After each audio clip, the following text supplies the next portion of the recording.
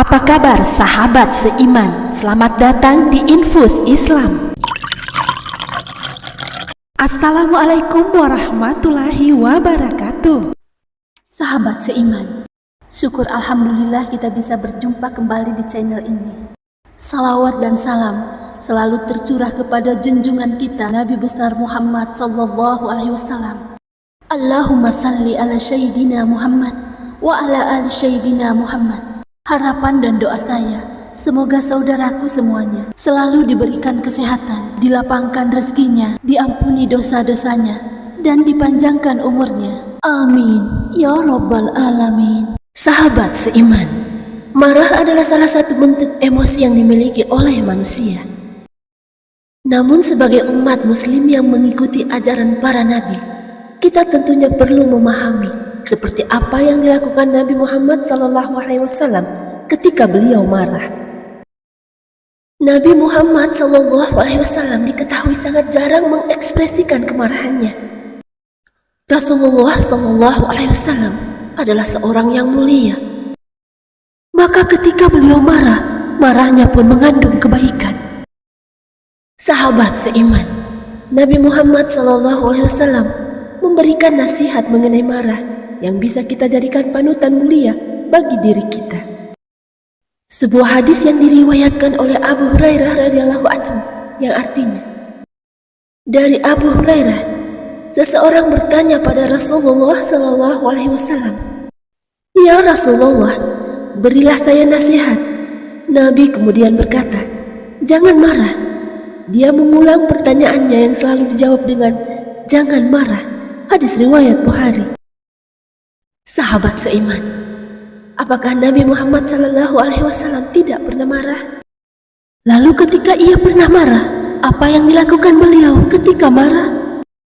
Sahabat seiman, simak video ini hingga akhir.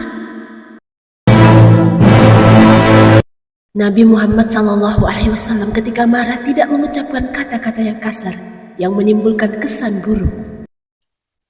Berkata-kata kasar bertentangan dengan pribadi Rasulullah SAW yang halus namun tegas.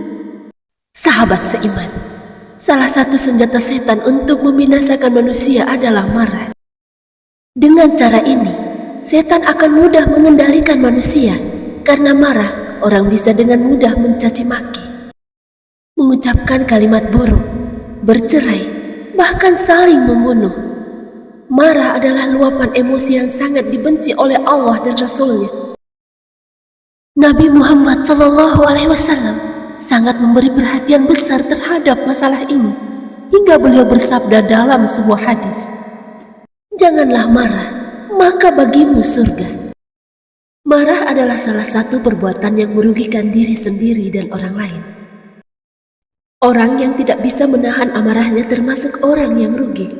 Begitupun sebaliknya, orang yang menahan amarahnya akan mendapat banyak keutamaan.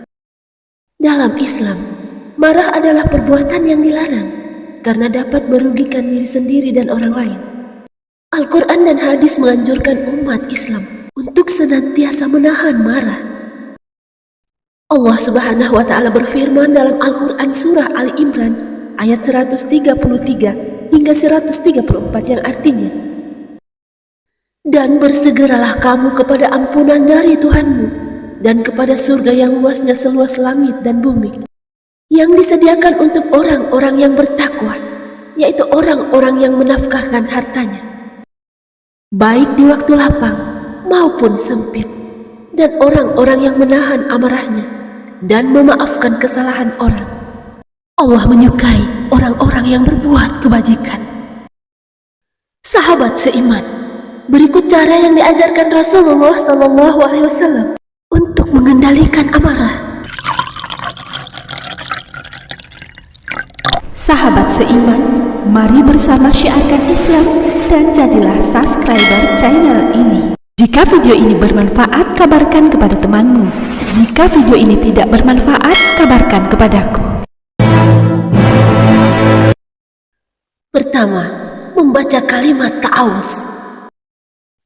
Dari sahabat Sulaiman bin Suward, beliau menceritakan, "Suatu hari saya duduk bersama Rasulullah SAW Ketika itu, ada dua orang yang saling memaki. Salah satunya telah merah wajahnya dan urat lehernya memuncak. Kemudian Rasulullah bersabda, "Sungguh saya mengetahui ada satu kalimat, jika dibaca oleh orang ini, marahnya akan hilang. Jika dia membaca ta'awuz, a'udzubillahi minasyaitonirrajim, marahnya akan hilang." Hadis riwayat Bukhari dan Muslim. Kedua, usahakan diam dan jaga lisan. Sahabat seiman, diam merupakan perbuatan mulia dan salah satu cara untuk mengantisipasi munculnya luapan amarah. Dari Ibnu Abbas, Rasulullah SAW bersabda, "Jika kalian marah, diamlah." Hadis riwayat Ahmad. Rasulullah juga mengingatkan, sesungguhnya ada hamba yang mengucapkan satu kalimat yang dia tidak terlalu memikirkan dampaknya, namun menggelincirkannya ke neraka yang di dalamnya sejauh timur dan barat. Hadis riwayat Bukhari dan Muslim. Ketiga, mengambil posisi lebih rendah. Kecenderungan orang marah adalah ingin selalu lebih tinggi dan lebih tinggi. Semakin dituruti, dia semakin ingin lebih tinggi. Dengan posisi lebih tinggi, dia bisa melampiaskan amarahnya sepuasnya. Rasulullah bersabda, "Apabila kalian marah dan dia dalam posisi berdiri, hendaklah dia duduk. Karena dengan itu marahnya bisa hilang. Jika belum juga hilang, hendaknya dia mengambil posisi tidur." Hadis riwayat Ahmad dan Abu Dawud. Keempat, ingat hadis ini ketika marah. Sahabat seiman dari Mu'az bin Anas al-Juhani, Rasulullah SAW bersabda, "Siapa yang berusaha menahan amarahnya, padahal dia mampu meluapkannya, maka dia akan Allah panggil di hadapan seluruh makhluk pada hari kiamat, sampai Allah menyuruhnya untuk memilih bidadari yang dia kehendaki." Hadis riwayat Abu Daud dan Tirmidzi. Kelima, segera berwudu atau mandi.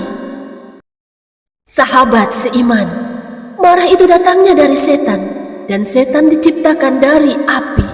Maka orang yang marah dianjurkan berwudu atau mandi untuk memadamkan amarahnya.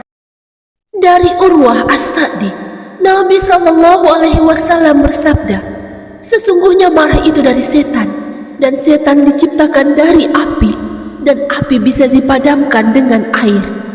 Apabila kalian marah, hendaknya dia berwudu." Hadis riwayat Ahmad dan Abu Daud. Sahabat seiman, hendaknya kita bisa menahan amarah, sebab marah adalah syaitan. Wallahu a'lam bishawab. Demikian yang dapat kami bagikan. Semoga bermanfaat. Assalamualaikum warahmatullahi wabarakatuh.